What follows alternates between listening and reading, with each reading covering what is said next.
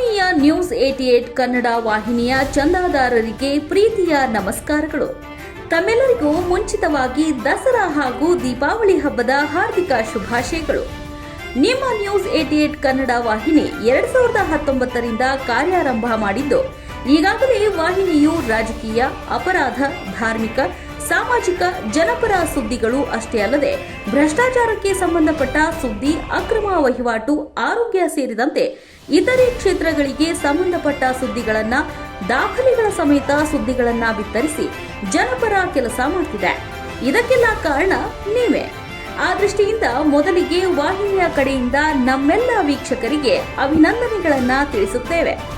ಇದೀಗ ದಸರಾ ಹಾಗೂ ದೀಪಾವಳಿ ಹಬ್ಬಗಳು ಆಗಮಿಸುತ್ತಿವೆ.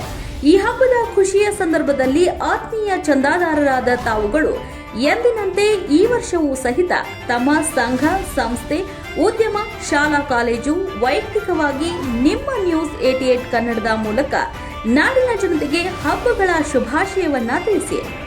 ಈ ಮೂಲಕ ನಮಗೆ ಇನ್ನಷ್ಟು ಶಕ್ತಿ ತುಂಬುವ ಕೆಲಸ ನಿಮ್ಮಿಂದ ಆಗಬೇಕು.